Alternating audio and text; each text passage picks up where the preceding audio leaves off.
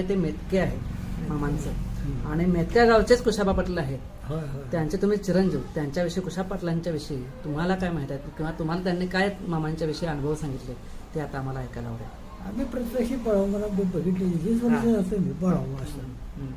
बळावमा असताना मी 20 वर्ष जातो.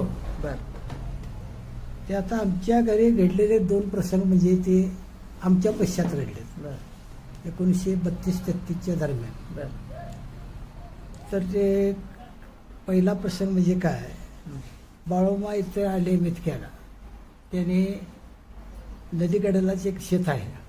मग आजा आणि आमचं वडील त्यावेळी 8-9 वर्षाचे असतील, बरं. 9 ते 10 वर्षाचे. बर आणि ती ही तूर होती. आजाला काय सांगितले, ही तूर चारणार आणि बाबळ देणार काय. मग आजा जर आमचा खोंडच होता बर काय, असं धनगर येत्यात ते पाय तोडून जातात बर असं सांगितलं म्हणाला. बर बर म्हणाला. मग ते बर चार म्हणाला आणि बाबळ बेंदली. आणि जाता जाता सांगितलं काय, ह्याचा दुरावा तुला पुढल्या वर्षी देतो. बर माझं म्हणतोय आणि काय आता धनगर लोक दुरावा देणार आहेत. मग परत ते काय झालं, बाळोमाच्या कृपेनेच आजान आमच्या शाळू घातला. ते देवळाच्या पाठीमुळे आमचं शेत आहे. तिथं घातल्यानंतर परत बाळोमा यायला ते कापून हे करून रास करून ठेवली. ते बाळोबा आल्यानंतर बाळोबाला विचारलं आजाला आमच्या, हे आता रास भरणार कवा. आत्ता भरणार, मला पोतं 1.5 पोतं होईल. तर माझं राय तर काय, तर पहाटे कोला आरडतान रास भरायला सुरुवात करा. आजाने आमचं वडीलच दोघंच त्या राशीकडे होतं. बरं म्हणाल बघूया तरी. मग त्या दिवशी संध्याकाळी 2 पोती घेऊन गेलंच वस्तीला तिथंच. मग ते 2 पोती भरली, रास तशीच. आणि 2 आजा आणि 2 आजा असा आजा आमच्या वडिलांनी पळवायचं. असं ते 22 पोती झुंजळ झालं.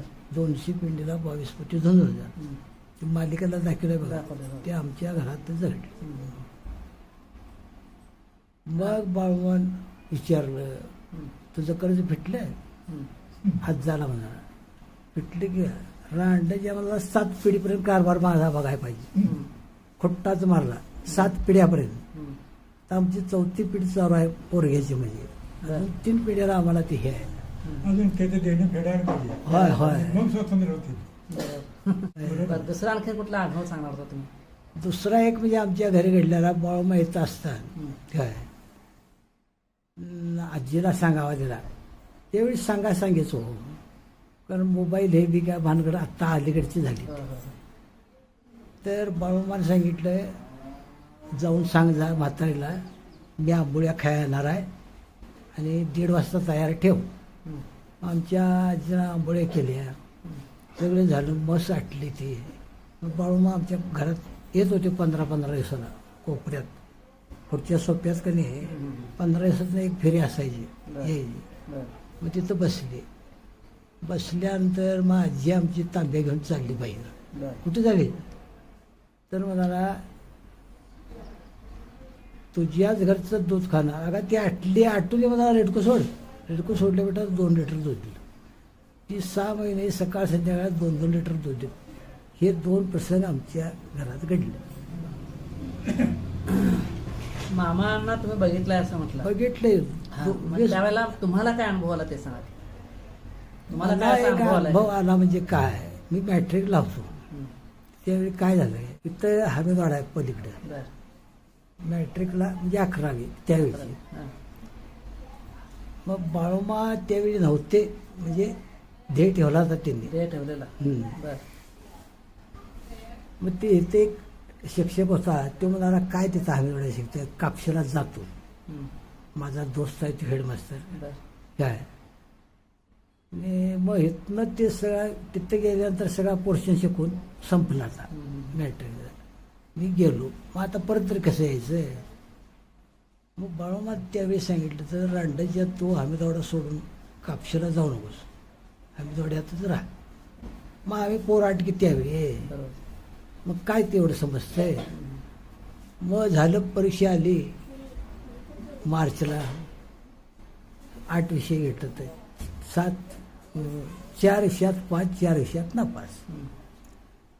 परत ऑक्टोबरला बसलो, 4 विषयात 5, 4 विषयात नापास. मग आता 7च विषय घ्यायचं म्हटलं आणि परीक्षेला गेलो वडिंगला. मग आता परीक्षेला जाम झाला स्वप्नात आणि पास होतो आता. तिकडं आलो आणि पासच झालो. जेव्हा आम्हाला सुक्क धक्का दिलता बाळूमा काय हे माझ्या जीवनातलं. आणि हां बोला. नोकरीच्या टायमात काय झालं, तिथे एक पाटील होता बेनिकऱ्याचा, तो शेवटचा दोस्त होता. त्याला विचारलं शेवण डायरेक्ट, हां तुमच्या भागात कोण असं कोर्स झालेला मास्तरीच आहे काय? बरं. आहे घेऊ म्हणाला.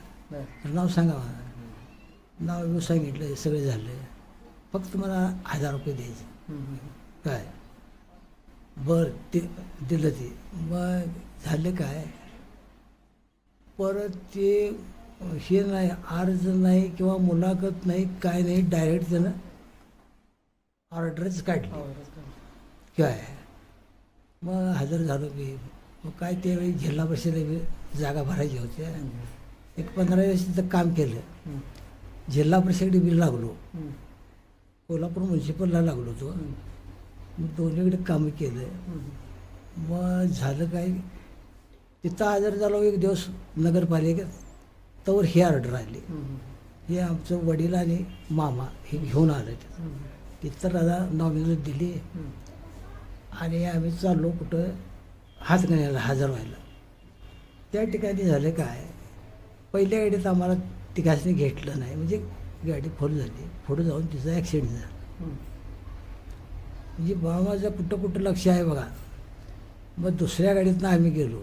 गेल्यानंतर का नाही, वडील आणि मामा त्यांच्यामध्ये एक माणूस बसला.